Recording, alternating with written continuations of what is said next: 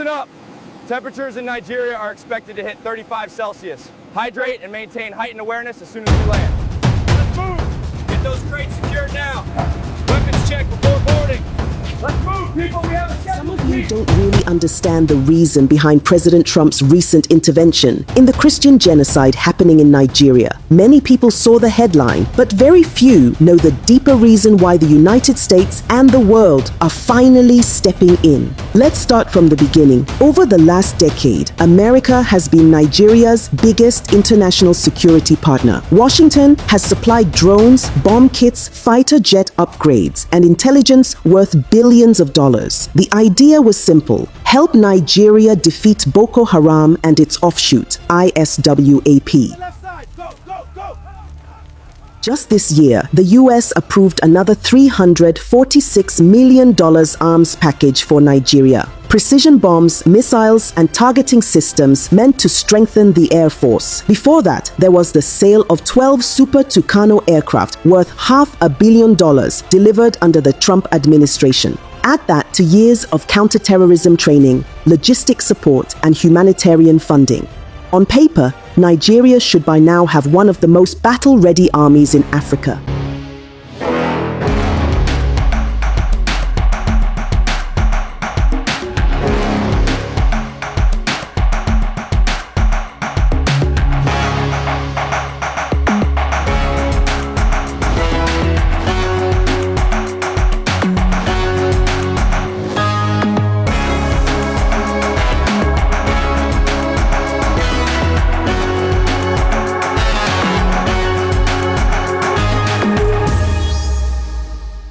But what's the result? The killings continue. Entire villages still get wiped out in Plateau, Benue, Kaduna, and Borno. Churches are attacked almost every week. Children are abducted from schools. Farmers can't go to their fields. Soldiers keep dying in ambushes, sometimes because they run out of ammunition. So America is asking the same question many Nigerians have been asking quietly for years. Where is all the money going? Because the United States tracks every dollar it spends. It knows when weapons are delivered, when training is done, and when things don't add up. Intelligence reports show that despite billions invested, Nigeria's security forces remain under-equipped, under-motivated, and deeply compromised. And that's the root of America's frustration.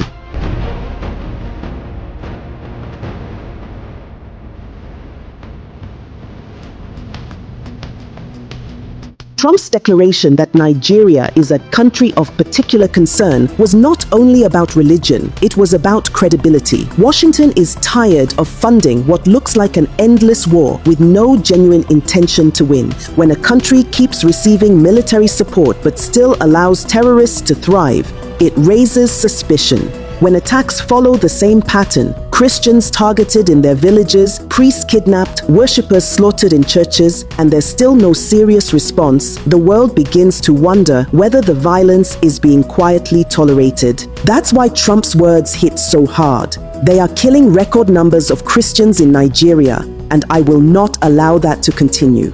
Those weren't diplomatic words. They were words of anger, frustration from a government that's been watching Nigeria repeat the same cycle for over a decade. And now, America isn't alone. The Canadian Parliament has discussed the killings.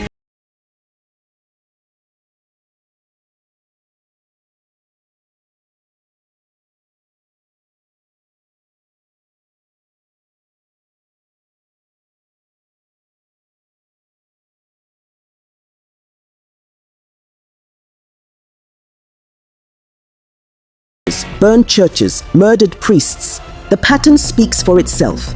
The tragedy here is that Nigeria's leaders still act as though these warnings are insults instead of wake-up calls. The official response to every global concern is always the same.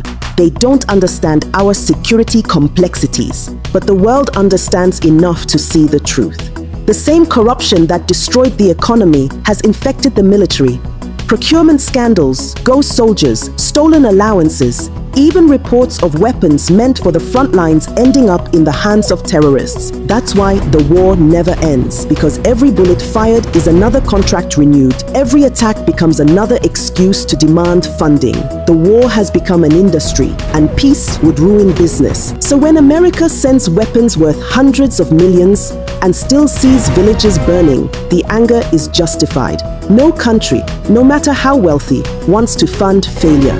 And this is where it becomes expository.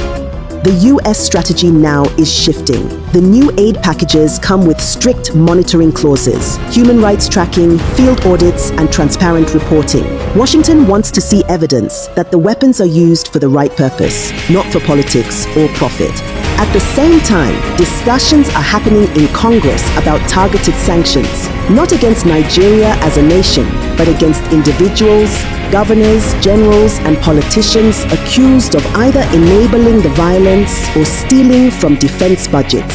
If that list is activated, travel bans, asset freezes, and visa restrictions could follow. The message is clear. America is no longer willing to bankroll corruption. And that brings us back to the Christian genocide conversation. For years, survivors have been crying out, saying, "They're killing us and the world is silent." Now the world is speaking, and Abuja isn't happy about it. But why would they be? When you've built a system on impunity, accountability feels like an attack. Let's not forget what happened in 2021, when the US first considered putting Nigeria on the country of particular concern list. The Nigerian government lobbied hard to be removed. They promised reforms, new security strategies, new appointments, yet here we are. The killings not only continue, they've spread. So what exactly does the US want? It wants transparency. It wants Nigeria to prove that it's genuinely fighting terrorism. Move up, move up! Cover the left flank! Not managing it. It wants accountability for the billions already sent. It wants an end to the excuses that always begin with "we condemn" and end with "we're investigating." And let's be fair, America's concern isn't purely moral, it's strategic. An unstable Nigeria threatens the entire region. The Sahel is already on fire. Mali, Niger, Chad, and extremist networks are growing. If Nigeria falls deeper into chaos, the whole of West Africa becomes vulnerable. That's why Washington is acting tough. Not because it suddenly discovered compassion, but because instability in Nigeria eventually becomes a global problem. But that doesn't change the moral truth. Thousands of Nigerians, mostly innocent civilians, have been killed while those in power debate semantics. Whether it's called terrorism, genocide, or banditry, the result is the same. Human lives lost, families destroyed, a nation bleeding. So yes, the world is fed up, not with Nigeria as a people, but with a government that refuses to protect them. And that's where my opinion comes in. Nigeria's problem is not that it lacks help, it's that it lacks honesty. For every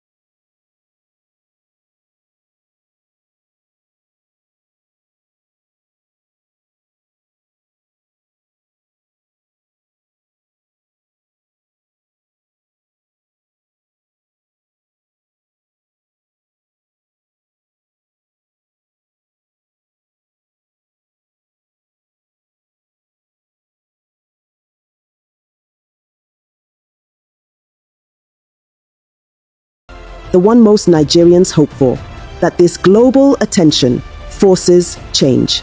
That the government finally wakes up and realizes the world is no longer watching quietly. That the billions meant for defense finally go where they belong, to soldiers, to intelligence, to rebuilding the lives of those left behind. Because at the end of the day, America's anger is not the real story here. The real story is Nigeria's lost humanity, a nation so used to tragedy that it now debates whether a massacre is religious or political instead of asking why it happened at all. This is why the world is losing patience. Is the Abuja crate secure? Yes, Sergeant. All green. Let's move. Let's move. We have a schedule to keep. If Nigeria doesn't change course soon, the pressure from abroad will only intensify. Sanctions will follow, investigations will deepen, and foreign aid will come with stricter conditions. But it shouldn't take foreign threats to make our leaders act. It should take conscience. It should take shame. It should take love for a nation that has already bled enough. The world has done its part. The question now is, will Nigeria finally do hers?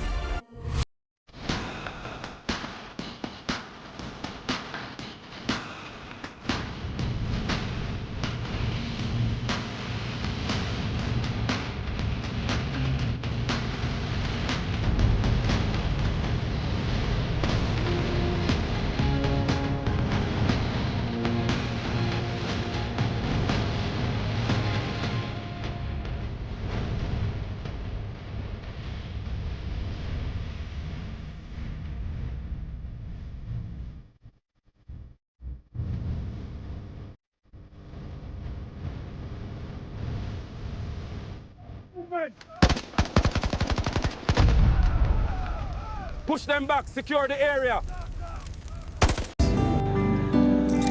And if the fates should Perhaps we're bless looking us for one of a kind, the cultural exhibitions around the world, all traveled and places. Stay tuned to my channel, KB Jojo Newsbox, where I intend to give you every vital information, updates, interesting places, places of interest, tourism, and about people, culture around the world. Stay tuned on this channel. We promise to give you more. It's Thank you. And if the fates should bless us with a moment of reprieve, we all could stand together in the silence and just breathe. Rejoice for all the happiness, mourn for all the grief. It's all